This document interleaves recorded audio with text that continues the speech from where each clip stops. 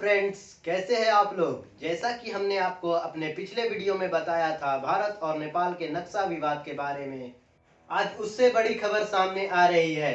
अब नेपाल बाज नहीं आ रहा है और भारत के खिलाफ जहर उगलते जा रहा है। नक्शे विवाद के बाद नेपाल के प्रधानमंत्री एक बार फिर भारत के खिलाफ जहर उगलते हुए नजर आए हैं। उन्होंने नेपाल में कोरोना वायरस के फैलने को लेकर भारत को जिम्मेदार बताया है। इसके साथ ही नेपाल ने आज सदन में उस विवादित नक्शे को पास कर दिया है, जिसको लेकर उसका भारत से विवाद हो रहा है। नेपाल ने संसद में उस विवादित नक्शे को मंजूरी दे दी है, जिसमें लिपू लेक, काला पानी और लिम्पियाधुरा समेत भारत के 395 किलोमीटर को अपना इलाका बताया है। दोस्तों, अगर आप अंधभक्तों से पूछेंगे कि मोदी जी ने पिछले 6 सालों में सबसे बड़ा काम क्या किया है, तो अंधभक्त सबसे पहले कहते हैं कि मोदी जी का विदेशों में डंका बज रहा है। उनकी विदेश नीति की वजह से अमेरिका जैसा देश भारत के सामने झुकता है। ये बात अंधभक्त कहते हैं, पर हकीकत इससे कोसों दूर है।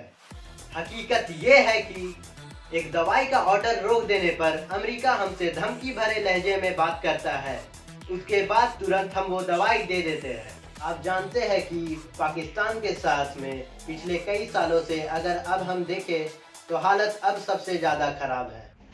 वहीं चीन के साथ लगातार बुरी खबरें आती है और अब तो खबरें ये आ रही है कि चीन हमारी सीमा के अंदर घुसकर बैठा है। लेकिन हमारा सबसे अच्छा दोस्त और सालों से जो हमारे सबसे ज़्यादा करीब रहा है नेपाल, वो आज हमसे दूर हो रहा है।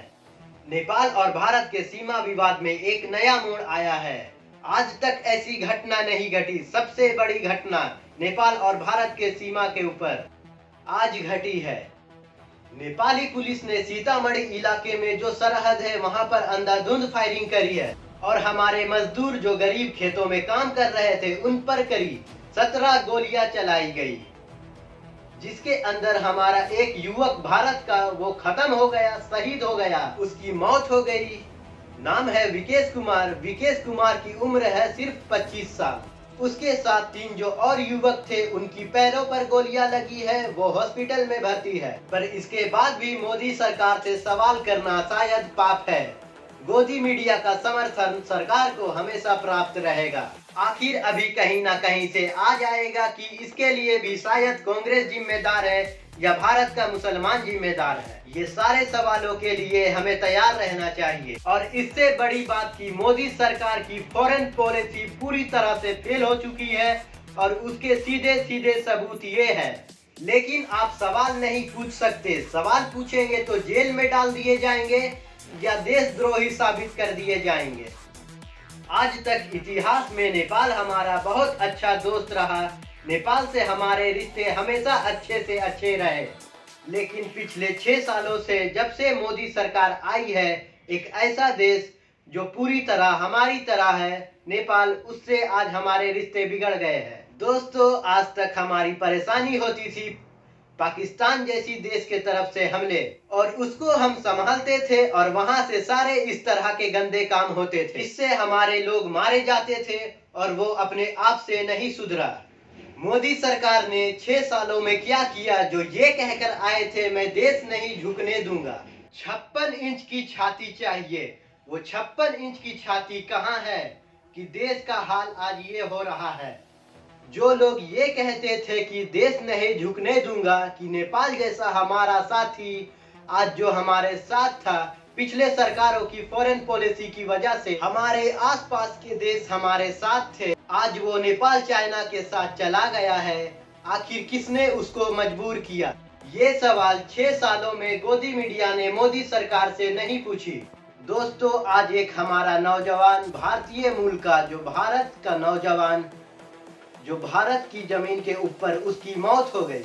नेपाल पुलिस ने गोली चलाई और उसके साथ साथ हमारे एक व्यक्ति को नेपाल पुलिस ने डिटेन कर लिया अपने पास। और ये मैं या और कोई नहीं बल्कि ANI को खुद डीजी ने कहा है, सीमा सुरक्षा बल के, कि हमारा एक व्यक्ति नेपाली साइड से गोलियां चलाने की वजह से मारा गया, 2 घायल हुए और एक को डिटेन कर लिया गया।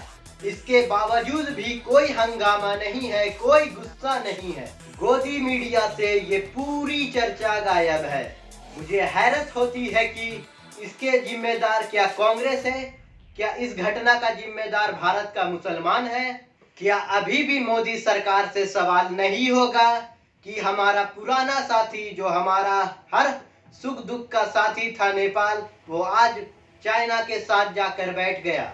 उसके लिए कौन जिम्मेदार है? किसकी फॉरेन पॉलिसीज की नाकामी है? अब इसमें चर्चा होगी ये कैसी मोदी सरकार की फॉरेन पॉलिसीज थी जिसने 56 इंच के सीने को 6 इंच का करके रख दिया। जो लोग ये कहकर आए थे कि देश नहीं झुकने दूंगा, तो आज क्या हाल किया है देश का उन्होंने। उनसे कोई सवाल नहीं करेगा। आपको गुस्सा तब आता है जब आप गोदी मीडिया में कोई चीज देखते हैं। गोदी मीडिया वो चीज दिखाता है जिससे मोदी सरकार को फायदा हो, ना कि नुकसान। आज हमारी सीमाओं के ऊपर 3 तरफ से हमला हो रहे हैं। पाकिस्तान की तरफ से हमेशा से हमला है। नेपाल की घटना आज आपने सुन ली, 17 फायरिंग राउंड चलाए जिसके अंदर जान चली गई। और उसके साथ साथ आप खुद देख रहे हैं कि गलवान घाटी में क्या हो रहा है। लद्दाख की चीन की सरहद के ऊपर एक वक्त जब भारत को सबसे बड़ा मजबूत देश बनाने का वादा किया गया था, जो पहले से मजबूत है, उस सरकार के कार्यकाल में भारत के ऊपर 3 तरफ से हमले हो रहे हैं, चीन, नेपाल, पाकिस्तान। लेकिन गोदी मीडिया सवाल नहीं करेगा, सवाल पूछेगा विपक्ष की नेताओं से। ऐसा लगता है आज गोदी मीडिया के माने जैसे विपक्ष सरकार चलाता हो। आखिर कब गोदी मीडिया हिम्मत करेगा सवाल करने का? मोदी सरकार की विदेश मंत्री से, नेशनल सिक्योरिटी एडवाइजर से, प्रधानमंत्री की नाकामियों के ऊपर कब बोलना शुरू करेगा? प्रधानमंत्री देश नहीं है, देश देश है, प्रधानमंत्री प्रधानमंत्री है। देश सब चीजों से ऊपर है। सरकार काम करने के लिए रखी जाती है। सरकार हमारी सेवा के लिए होती है, देश की सेवा के लिए होती है। लेकिन कब सवाल होंगे? दोस्तों, सबसे खराब घटना इतिहास की, नेपाल की पुलिस ने हमारे लोगों पे हमला बोला और अब तक मोदी सरकार खामोश है और गोदी मीडिया चुप्पी साधे हुए बैठी है। तो आज के लिए इतना ही, मिलते हैं नेक्स्ट वीडियो में।